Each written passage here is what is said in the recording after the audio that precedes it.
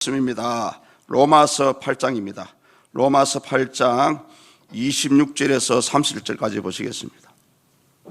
로마서 8장 26절에서 30절까지 우리 교독하시겠습니다. 이와 같이 성령도 우리의 연약함을 도우시나니 우리는 마땅히 기도할 바를 알지 못하나 오직 성령이 말할 수 없는 탄식으로 우리를 위하여 친히 간구하시느니라.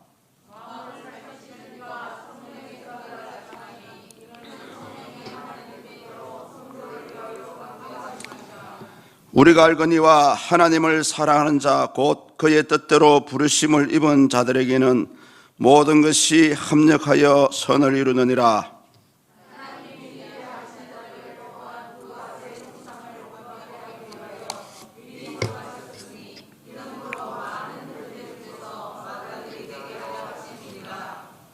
우리 30절 다 같이 보시겠습니다. 또 미리 정하신 그들을 또한 부르시고 부르신 그들을 또한 어렵다 하시고 어렵다 하신 그들을 또한 영화롭게 하셨느니라. 아멘. 할렐루야. 반갑습니다. 제 시간에 계속해서 로마서를 강의를 하고 있습니다. 지난 시간에 한번 뒤돌아 보면은 우리 예수님을 하나님의 아들이라고 얘기합니다. 근데 사도 바울은 로마서 8장 중간절에서 그런 예수님을 믿는 성도들 역시 하나님의 아들이라는 지위를 받았다고 말씀을 하고 있습니다. 특별히 저와 여러분들은 사탄의 종이었다가 하나님의 자녀로 이렇게 옮기만 되는 그런 양자, 상속자의 직분을 받은 사람들입니다. 그렇다면 거기에 걸맞는 믿음의 삶을 살아가실 필요가 있고요. 또 이 양자의 지위가 이 땅에서 완성된 것이 아니기 때문에 이 완성을 하기 위해서는 끝까지 저와 여러분들의 믿음 생활을 이어가야 된다는 것입니다. 특별히 예수님을 보면은 예수님을 영광을 받으시기 전에 많은 고초와 고난을 당하셨습니다. 그러므로 우리 성도들 역시 예수님과 동일한 고난과 고통을 당하는 것은 당연한 겁니다. 사도 바울은 이 땅에 살아가는 동안에 당하는 고난을 당연한 것으로 생각을 하라고 얘기를 합니다. 그래서 우리 예수님은 그 고난을 뭐라고 얘기하셨냐면은 각자에게 주어진 십자가다라고 말씀을 합니다. 저와 여러분들은 우리 각자에게 주어진 십자가가 있습니다. 그 십자가를 쥐고 예수님을 따라가는 겁니다. 예수님의 발자취를 따라가는 거예요. 그것이 바로 올바른 믿음 생활이라고 얘기할 수가 있습니다. 현재를 살아가는 우리 성도들의 삶을 돌아보면은 성경에서는 이런 삶을 뭐라고 얘기하냐면 나그네 길이다라고 얘기하고요. 또는 강야와 같은 길이다라고 얘기를 합니다.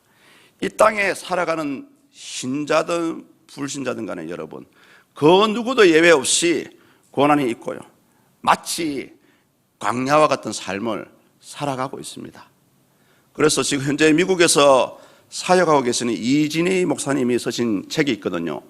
광야를 읽다라는 그 책이 있습니다. 이 땅에 살아가는 성도가 광야를 거치고 통과를 해서 가나안으로 들어가야 되는데, 그래서 이 광야를 가장 쉽게 확실하게 통과하는 방법을 뭐라 얘기하냐면은 광야의 길에 광야로 들어가되 가장 깊숙한 광야로 들어가 버리라고 얘기합니다. 그것이 이유가 있더라고 보니까요. 이런 거친 고난을 알고서도 깊숙이 들어가는 자에게는 오늘 사도 바울은 하나님의 도우심이 손길이 있다고 얘기합니다. 여러분 한번 생각해 보십시오. 저와 여러분들은 이 지구라는 땅덩어리에 살고 있습니다. 수많은 사람들이 살고 있지 않습니까? 그런데 신기한 것은 어떠한 삶을 살아가든 간에 자기에 있는 환경에서 잘 살아가고 있다는 것입니다. 심지어 우리 성도들도 마찬가지입니다. 지구 저편에 있지만은 얼굴 색이 틀리고 몸 피부가 색깔이 달라도 예수님 믿는 건 똑같아요. 그런 성도들 역시 자기 주어진 환경에 맞게 믿음의 삶을 살아가고 있다는 겁니다. 그래서 여러분 신기하게도 크게는 하나님의 그런 계획하심을 따라서 그렇게 살아가는 것이고요. 작게는 개인적으로는 각 개인의 의지나 그 믿음의 형편을 따라서 마치 잘 짜여진 시나리오처럼, 잘 짜여진 각본처럼 살아가고 있다는 겁니다. 그래서 우리 신학자들은 이것을 보고 이것이 바로 하나님의 섭리라고 얘기합니다. 이런 하나님의 섭리는 여러분 멀리 있지 않습니다. 저와 여러분의 눈에 보이는 자연 만물을 한번 쳐다보십시오. 특히 이 지구는 태양계라고 해서 태양을 중심으로 해서 아주 한치 오차도 없이 잘 돌아가고 있습니다.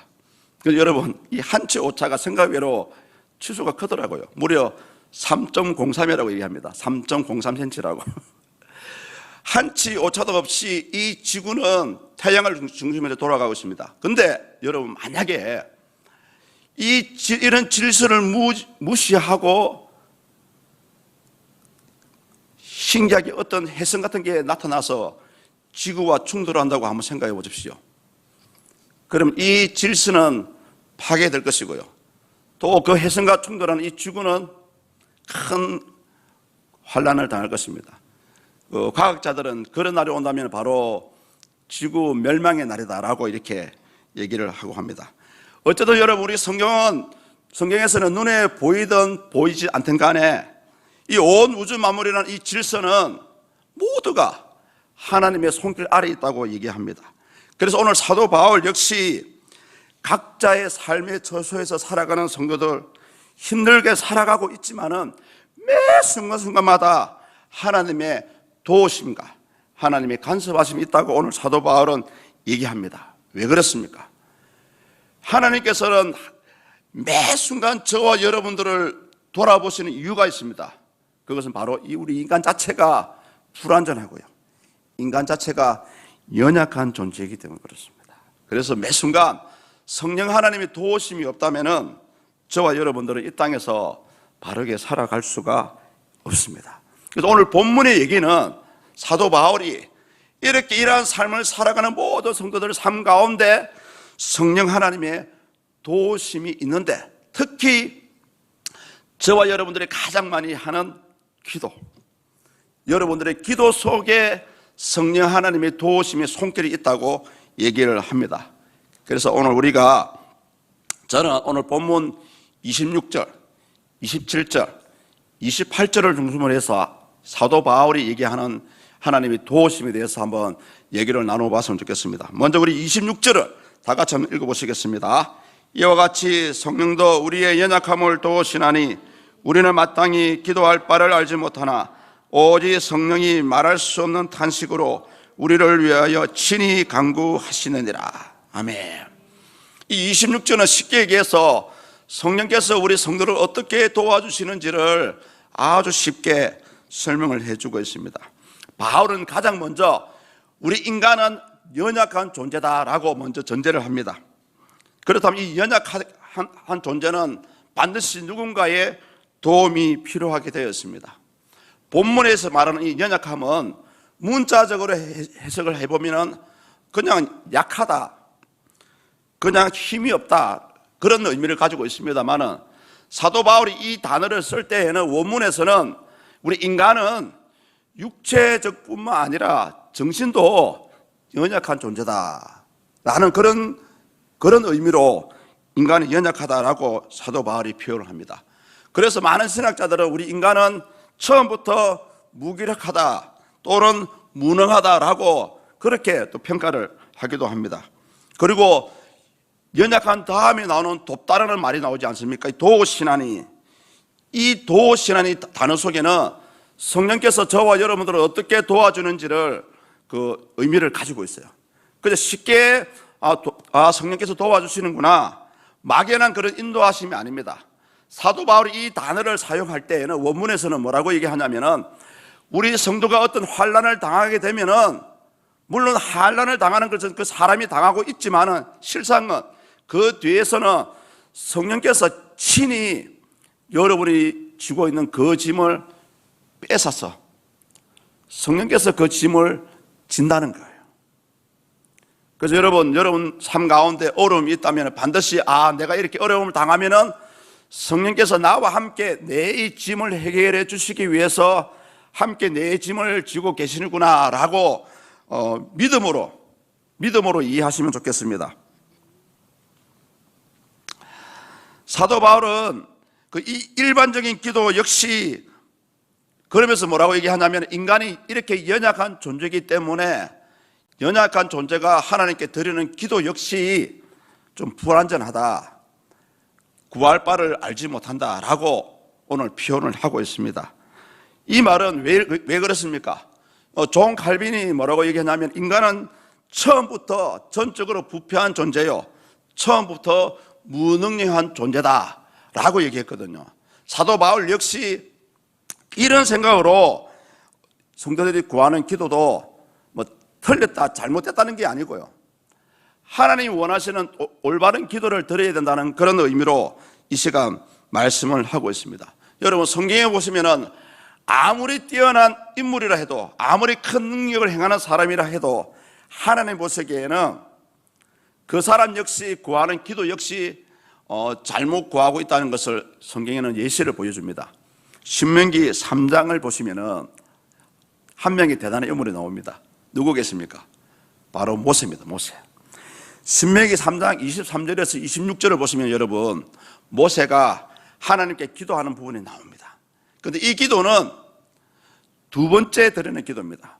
기도 내용이 어떤 내용이냐 하면은 모세 역시 사람인지라 요단강을 건너서 가나안 땅에 들어가고 싶었습니다. 그런데 모세는 머리바 물가에서 하나님께 실수를 범했지 않습니까? 그 일 때문에 너는 가나안 땅으로 들어가지 못할 것이다 라고 이미 하나님께서 선포를 하셨습니다. 그럼에도 불구하고 신명기 3장 23절에서 26절은 모세가 다시 한번 하나님께 떼를 서는 겁니다. 하나님 다시 한번 구합니다. 저도 가나안 땅을 들어가고 싶습니다. 이렇게 애걸 했습니다.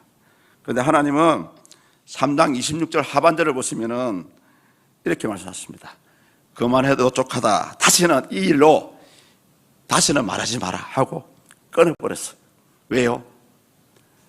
하나님이 원하시는 기도가 아니었기 때문입니다. 또 한 명의 인물이 여러분 신약에 나옵니다. 고린도후서 12장에 등장하죠. 고린도후서 하면 누가 생각나십니까? 바울, 맞아요. 사도 바울입니다. 사도 바울의 입장에서는 가장 큰 근심거리가 있었습니다. 다 아시죠? 바로 본인이 가지고 있는 육체의 가시였습니다. 어떤 성경학자는 이 가시가 간질이라고 이렇게 살짝 얘기하시는 분도 있긴 있어요. 맞는지 틀린지는 모르겠지만 어쨌든 사도 바울 입장에서는 자기의 이 질병이 많은 사람들한테 덕을 세우지 못한다고 생각을 했습니다. 그래서 무려 하나님께 3번이나 하나님 제발 이 육체의 가시를 어져주십시오. 그래서 하나님 선교 사역을 또 바르게 할 수 있게 해달라고 그렇게 아마 기도를 했을 것입니다. 바울의 입장에서는 아주 당연한 기도였습니다. 그런데 하나님은 고린도후서 12장 9절 상반절을 보시면은 이렇게 말씀하시죠. 족하다. 너의 연약함 때문에 나의 능력이 나가는 것이다. 족하다. 그래서 여러분 그래서 이런 두 사람의 어떤 이 기도의 내용을 봤을 때 저와 여러분 역시 마찬가지입니다. 우리는 어떻게 내가 무엇을 하나님께 구해야 될까? 또는 또 기도할 때에 내가 어떻게 기도를 해야 될까라고 한 번 정도를 깊이 있게 여러분 생각해 보시고 그리고 기도할 필요가 있습니다. 이렇게 26절을 이 사도 바울이 이렇게 말하는 내용을 보고 이 바클레이라는 주석가가 있습니다. 바클레이 주석이라도 별도로 있는데 이분의 사도 바울이 이 인간의 연약함 또 인간이 무엇을 구해야 될지 모른다는 것에 대한 그 근거로서 두 가지를 제시합니다. 그 한 가지는 뭐라고 얘기하냐면은 인간은 한치 앞도 미래를 내다볼 수 없는 존재이기 때문에 실질적으로 무엇을 구하는지 하나님께 무엇을 구하는지 알지 못한다라고 이렇게 근거를 제시하고요. 또 한 가지는 뭐냐 하면은 이런 사람이 연약함 때문에 어떤 주어진 환경이 와도 어떤 결정이 어떤 선택이 가장 최선의 방법인지 하나님의 시각으로 봤을 때 최선의 방법인지 알지 못하기 때문에 사도 바울은 신자들이 구하는 이 기도가 하나님이 보시기에는 불완전하다라고 이렇게 설명을 하고 있는 부분입니다. 자, 그래서 우리가 가장 좋은 기도의 출발점은 뭐라고 생각하냐면은 저는 이렇게 말씀을 드리고 싶습니다. 성령께서 내 입술과 내 마음을 이끌어 갔을 때까지 또 이끌어 가시도록 하는 것이 바른 기도의 출발이 아닐까라고 생각이 되어집니다. 그러니까 내 의지로 기도하는 것이 아니고요, 성령께서 강하게 나를 압도해서 내 생각대로 기도가 아니고 성령께서 내 입술의 말까지도 이끌어 가시는 거죠. 이런 단계가 됐을 때 진짜 하나님께서 원하시는 그런 기도가 된다는 거죠. 제 같은 경우를 한번 설명을 드리면, 저는 최소한 두세 시간 앉아 있어야 되겠더라고 보니까요. 한 시간 앉아가지고는 맹숭맹숭해요. 그래서 여러분, 가장 좋은 기도의 출발은 하나님 이 시간 내 의지, 내 욕심, 내 생각대로 기도하는 것이 아니고 하나님 방법대로 기도할 수 있도록 내 입술을 붙잡아 달라고요. 또 내 마음을 이끌어 달라고, 이런 기도를 하는 것이 가장 현명한 기도라고 생각이 되어집니다. 아울러서 우리가 이렇게 잘못된 기도나 어떻게 기도할지 모르는 성도들의 모습을 보고 성령께서는 매우 안타까워한다는 것을 사도 바울은 26절 하반절에 설명하고 있습니다. 오직 성령이 말할 수 없는 탄식으로 우리를 위해서 간구하시느니라. 여러분, 성령의 이 말할 수 없는 탄식 자체가 어떻게 보면은 우리 신자와 하나님과의 관계 중간에서 중재하는 모습이라고 얘기할 수 있습니다. 여러분, 그래서 이 존 무레이라는 신학 박사가 있는데, 이분은 이런 성령의 탄식을 어떻게 표현했냐면은, 이 성령의 탄식은 외부에서 오는 것이 아니다. 이 시간 하나님께 기도하는 신자의 마음속에서 터져 나오는 것이 바로 성령이 탄식하는 것이다 라고 얘기합니다. 제가 한번 좋은 예를 한번 들어보겠습니다. 여러분, 혹시 우리 특히 권사님들 기도하시다 중간에 막 가슴을 한번 두드리죠? 가슴을 치실 때가 있더라고 보니까요. 예, 바로 그것입니다. 우리가 알게 모르게 내 가슴을 치면서 기도하시는 그것이 바로 그 사람 속에서 역사하는 성령의 탄식하는 모습이 행동으로 나오는 거예요. 아주 좋은 기도의 모습이라고 얘기할 수가 있습니다.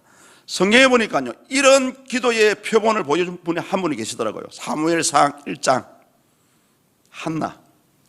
그렇게 아들을 낳고 싶어가지고 하나님께 기도하는데 몇 년을 울고불고해도 하나님 응답이 없어. 그런데 우리 성경에 보면은 마침내 아들을 얻게 되었지 않습니까? 그래서 한나의 기도를 사무엘상 1장 10절에는 이렇게 표현합니다.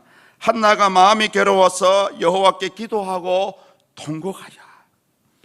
여러분, 바로 이런 모습이 바로 성령의 탄식하는 모습이라고 얘기할 수 있습니다. 자, 그렇다면 우리가 이 시점에서 오해를 할 수 있는 부분이 있습니다. 그렇다면 내 속에 계시는 성령께서 나의 기도를 위해서 탄식을 하시니까 내 기도는 모두 다 응답되겠네 라고 오해를 하실 수가 있다는 말씀입니다.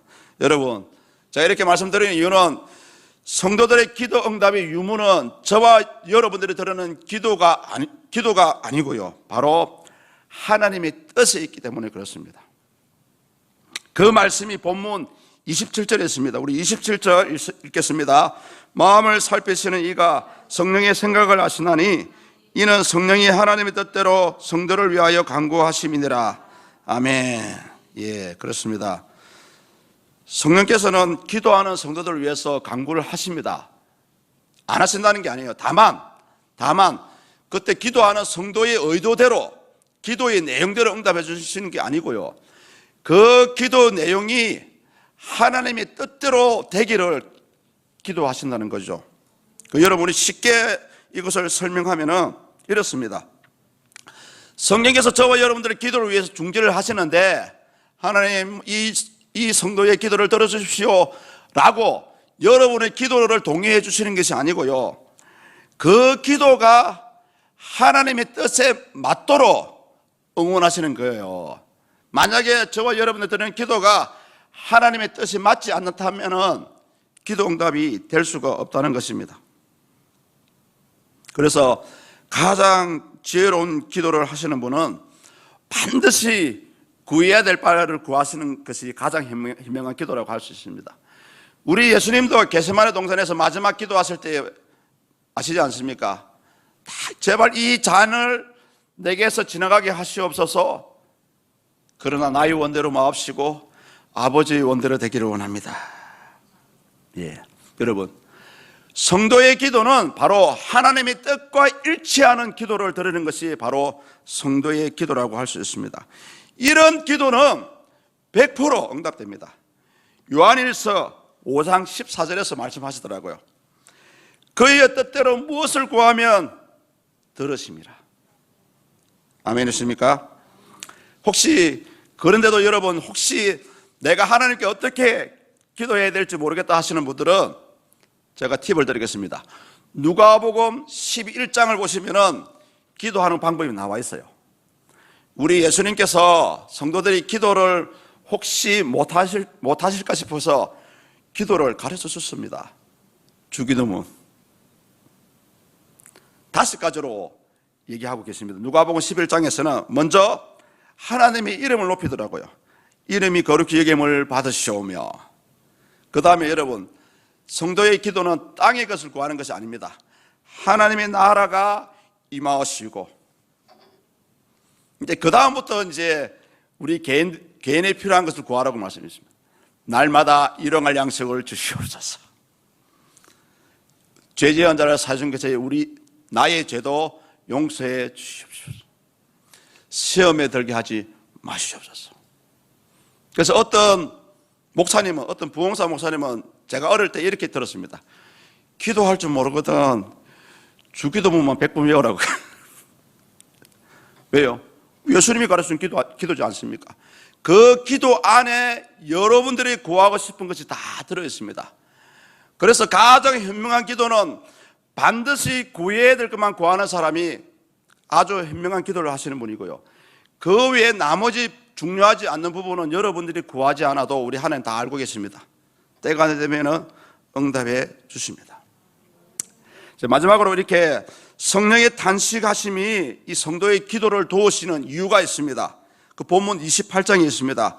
다 같이 한번 읽어볼까요? 우리가 알거니와 하나님을 사랑하는 자 곧 그의 뜻대로 부르심을 입은 자들에게는 모든 것이 합력하여 선을 이루느니라. 아멘. 하나님께서 그 성령을 통해서, 성령의 탄식을 통해서 저와 여러분들의 기도를 들어주는 이유가 있습니다. 그것은 바로 합력하여 선을 이루기 위해서입니다. 여러분, 우리 만약에 이 합력하여 선을 이루지 못하는 기도가 있다면 어떻게 되겠습니까? 문제가 생깁니다. 제가 예를 들어 보겠습니다.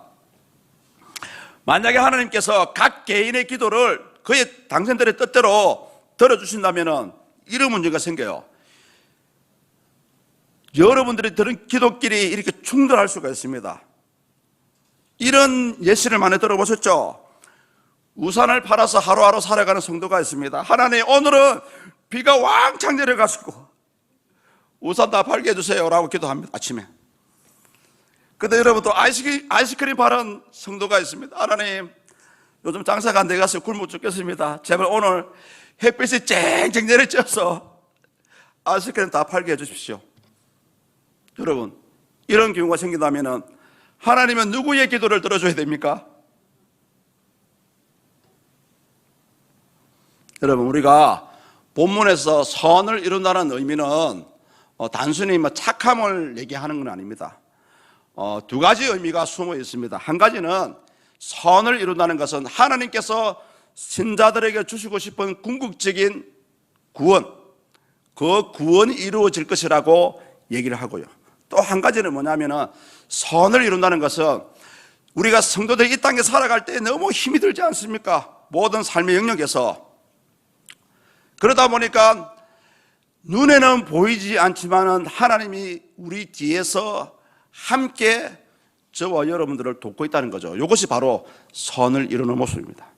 자, 조금 더 확대해서 우리 교회적인 입장을 한번 얘기해 보겠습니다. 합력하여 선을 이룬다는 것은 저와 여러분들의 기도를 통해서 내 혼자 잘 먹고 잘 살고 우리 아들, 딸 잘 되게 되고 그게 아니고 여러분들의 기도의 협력을 통해서 하나님이 교회를 세워나가는 겁니다. 이것이 바로 여러분 선을 이루어가는 거예요. 우리 개인이 잘되고 건강하고 부자 되는 것은 후차적인 문제입니다. 하나님께서 성령의 탄생을 통해서 성도들의 기도를 들어주시는 목적은 여러분 몸된 교회를 세우기 위해서 기도를 들어주는 거예요. 만약에 저와 여러분들이 성경 말씀대로 하나님의 뜻대로 부르심을 받은 자들이십니까? 그렇다면은 여러분 내 마음에 안 들어도 합력을 할 줄 알아야 됩니다. 함께 손을 거들어야 됩니다, 여러분. 이것이 바로 여러분 몸된 교회를 세워나가는 거예요.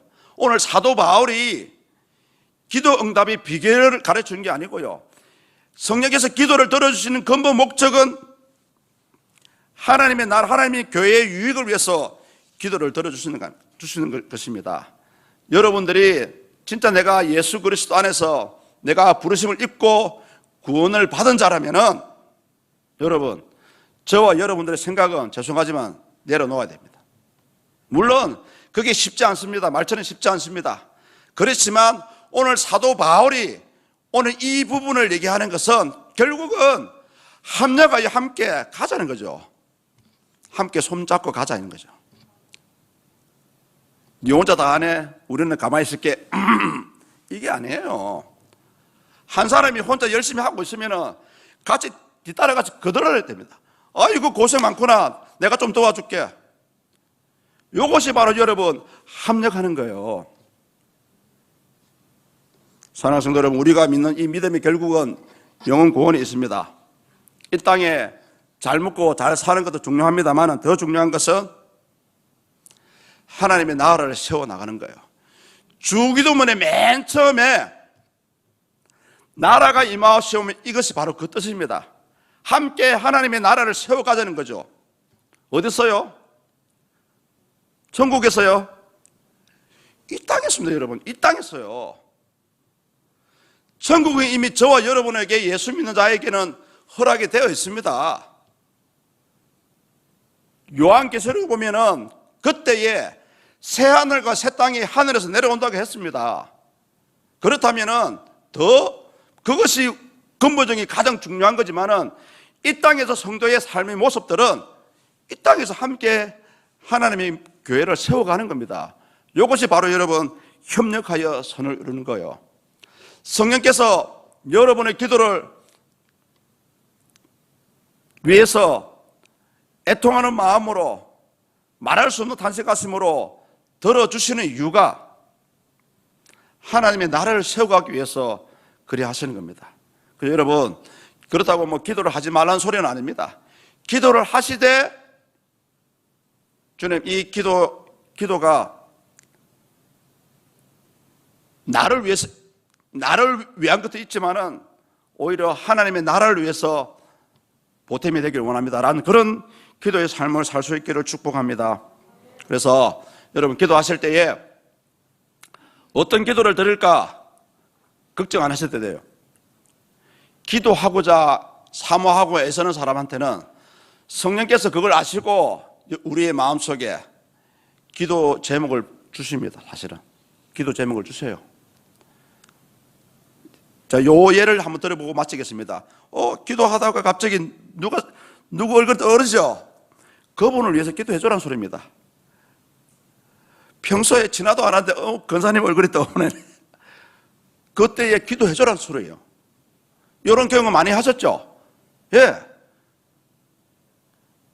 오늘 우리 집에 우리 아들, 우리 딸 이런 기도는 여러분 사실은 하긴 해야 됩니다만은 더 중요한 것은 그 순간에 성령께서 불어주시는 그 소리, 그러다 여러분 하늘에서 뭐 사랑하는 아들아 그런 소리가 아니고 여러분 생각을 통해서 하나님께서 생각나게 하신다니까요. 그것이 바로 성령께서 주시는 기도의 제목입니다. 그래서 오늘 사도 바울이 이 본문을 통해서 우리에게 말하고 싶은 부분은 성령께서 저 여러분들의 삶을 간섭하시고 도움 주시지만은 특히 성도들의 이 기도의 삶 속에 성령 하나님의 중보하심과 인도하심이 있다는 것을 오늘 우리에게 가르쳐 주시는 부분입니다. 여러분 기도하실 때 열심히 기도하시고 필요한 거 열심히 구하십시오. 그렇지만 그것이 하나님 나라를 위해서 세워지기 원합니다. 또 우리 몸된 교회를 세워가는 그런 기도가 될 수 있기를 주 예수 이름으로 간절히 축복드립니다.